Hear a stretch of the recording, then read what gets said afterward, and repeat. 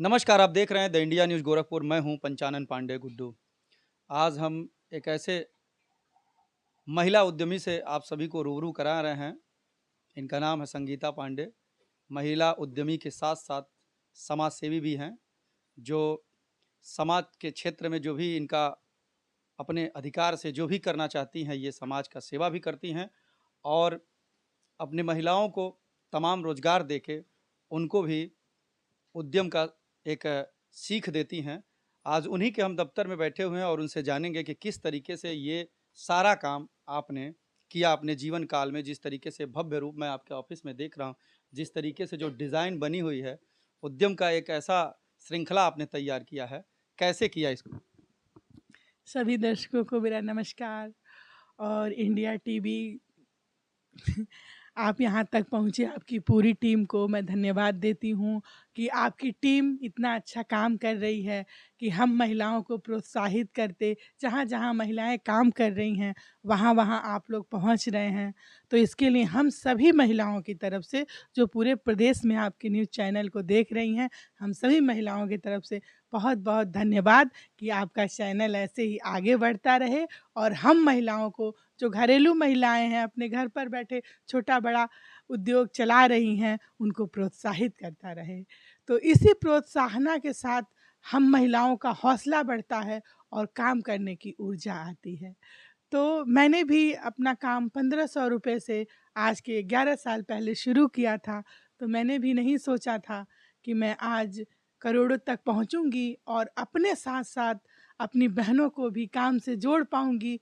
और मैंने इसकी शुरुआत 1500 से की और आज करोड़ों में जुड़ने के बाद मुझे ये नहीं लगता है कि मेरे साथ हज़ारों बहनें की उम्मीदें जुड़ी हुई हैं और उनके सपने मेरी आँखों में दिखाई देते हैं।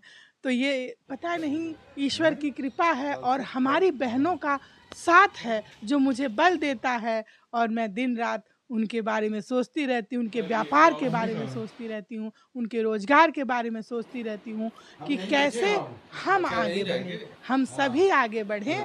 और जैसा कि हमारे माननीय प्रधानमंत्री जी कहते हैं कि हमारी आधी आबादी है और जब आधी आबादी काम में आएगी, स्वरोज़गार में आएगी, रोज़गार में आएगी, तो हमारा देश कितना आगे बढ़ेगा। और वो पल दूर नहीं है जब हम महिलाएँ आगे बढ़ेंगे, तो हमारा देश विश्व गुरु के रूप में हम बहनों के वजह से ही जाना जाएगा। जिस तरह से आप ये अपनी संस्था में मिठाई के डब्बे और दोने और कुछ लकड़ियों के सामान बने दिख रहे हैं, ये क्या यहीं पे सारा बनता है या कहीं और भी बनवा के इसको मंगवाती हैं? मेरे पास तो कई गाँव के प्रोडक्ट आते हैं और महिलाएँ अपने घरों पे बनाती हैं और उन प्रोडक्ट को मैं अपनी संस्था द्वारा, अपने जो भी मेरी फ़र्म है, मेरी संस्था है, उसके द्वारा मैं उनके प्रोडक्ट को बेचने का प्रयास करती हूँ और उनको सीधा लाभ हमारी बहनों को मिलता है। क्योंकि प्रोडक्ट बनाना तो बड़ा आसान होता है, लेकिन उसको मार्केट में बेचना बड़ा कठिन होता है। ये उन दिनों की बात है जब मैं साइकिल पे सैंपल लेके घूमा करती थी और जगह-जगह जाने के बाद कहीं एक जगह आशा तो कई जगह निराशा मिलती थी। लेकिन एक उम्मीद की किरण जो मेरे हृदय में जली हुई थी, उसी उम्मीद की किरण के साथ मैं कहीं न कहीं मेहनत करके जब यहाँ तक पहुँची, तो मुझे ये लगा कि महिलाओं को मार्केट तलाशना बड़ा कठिन है। और इसीलिए मैं अपनी बहनों का पूरा सपोर्ट करती हूँ कि उनका जो भी प्रोडक्ट है और मैं उनको अपने प्रोडक्ट के साथ-साथ समाहित करके उनको बेचने का प्रयास करती हूँ। आप ये देखिए, संजोग से ये प्रोडक्ट मेरे पास हैं, आप इसको देखिए। इसमें अचार, मुरब्बा, पापड़, कचरी, ये चिप्स, ये सारी चीज़ें ये हैं। सब हाथों से घर यहीं बनी है? हाँ, यही नहीं बनी हैं, ये कई गाँव में बनी हैं। कई मोहल्लों में बनी है, जो हमारी बहनें बनाती हैं और इस प्रोडक्ट को डिब्बे वाली दीदी के नाम से, मैं नहीं हूँ, हमारी सारी बहनें दीदी हैं और उन सभी दीदी बहनों के प्रोडक्ट को मैं अपनी संस्था के माध्यम से बेचने का प्रयास करती हूँ। बाकी आपने मिठाई के डिब्बे और ये लकड़ी के आइटम, तमाम आइटम देखे जो मेरी संस्था और मेरी फर्म में तैयार होते हैं। ये जो जो जो ये पैकेट आपने दिखाया, इसकी प्राइस क्या रखी है? ये तो मैंने गिफ्ट देने के लिए अभी जिला उद्योग के अधिकारी के हम लोग जा रहे थे ऐसे ही मिलने, तो मैंने उनको गिफ्टिंग के लिए बनाया और भी अधिकारियों से हम लोग मिलते हैं। क्यों? क्योंकि जब वो लोग इस प्रोडक्ट को देखेंगे, जानेंगे, टेस्ट करेंगे, तो हम बहनों को काफ़ी ऑर्डर मिलेगा, फिर हम उस प्रोडक्ट को तैयार करके गिफ्टिंग के लिए होगा तो गिफ्टिंग के लिए तैयार करेंगे, और अगर हमको मार्केटिंग का अवसर मिलेगा तो हम इस प्रोडक्ट को बना के मार्केट में बेचने का भी प्रयास करेंगे। जिस तरह उत्तर प्रदेश में बेरोजगार लोग अपने आप को कहते हैं कि बेरोजगार हैं, सरकार रोजगार का कोई साधन नहीं लगा रही है। जैसे आपने महिलाओं को एक उद्यम दिया है, जितनी भी हों 50, 100, 200 पूरे समझिए पूर्वांचल में अपना जाल फैलाया हुआ है, उनको रोजगार दे रही हैं। उन जो बेरोजगार का रोना रोते हैं उत्तर प्रदेश में, उनके लिए आप क्या कहेंगे? मैं तो ये कहना चाहती हूँ कि मेहनत, मेहनत और सिर्फ मेहनत। जो मेहनत करता है, मेहनत करने वालों की कभी हार नहीं होती। ऐसे बोलने वालों की नैया पार नहीं होती।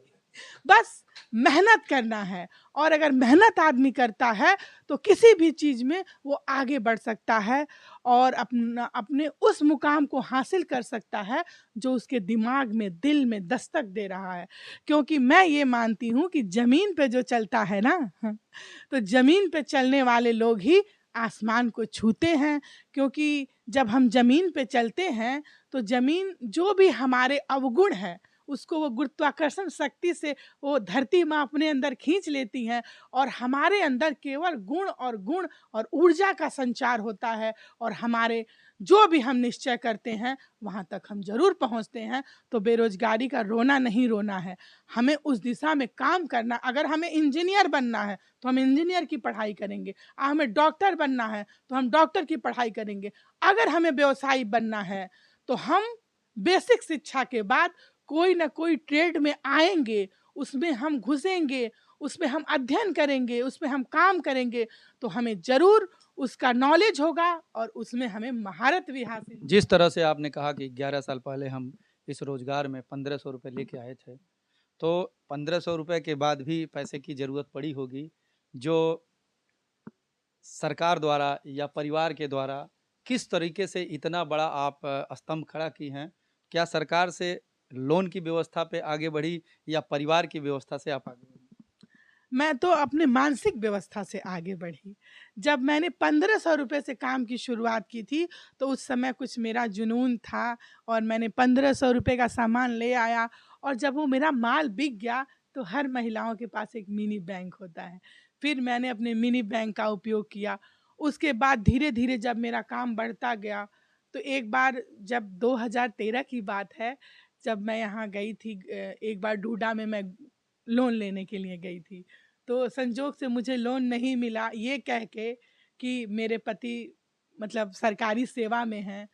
लेकिन उस समय मैं बहुत निराश हुई, हताश हुई, और मैं वापस आ रही थी तो मेरे साइकिल का चिमटा टूट गया और मुझे तमाम जगह चोटें भी लग गई। लेकिन उसी समय मैंने निश्चित किया कि मैं हार नहीं मानूँगी।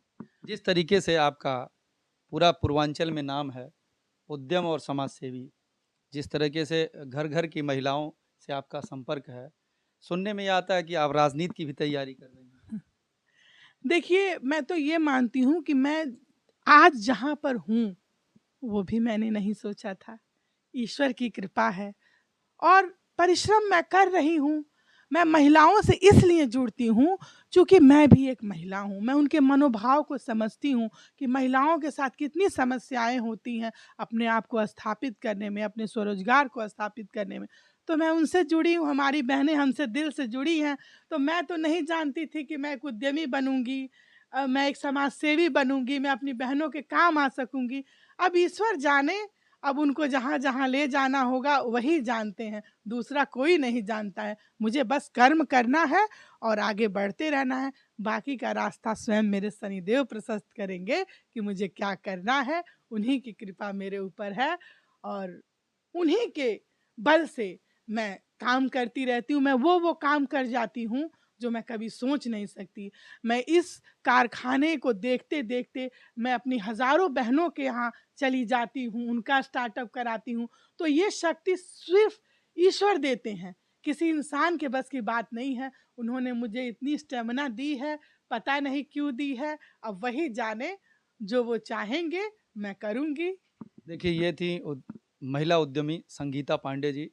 जिस तरीके की बात इन्होंने कहा, इनकी बातों से ये लग रहा है कि इनका ये रोज़गार तो चल ही रहा है, लेकिन रोज़गार के साथ-साथ जो इनकी समाज में छवि बनती जा रही है, अगर राजनीति में कभी मौका मिलता है, तो राजनीति में भी अपना दमख़म लेके राजनीति के लिए आगे बढ़ेंगी।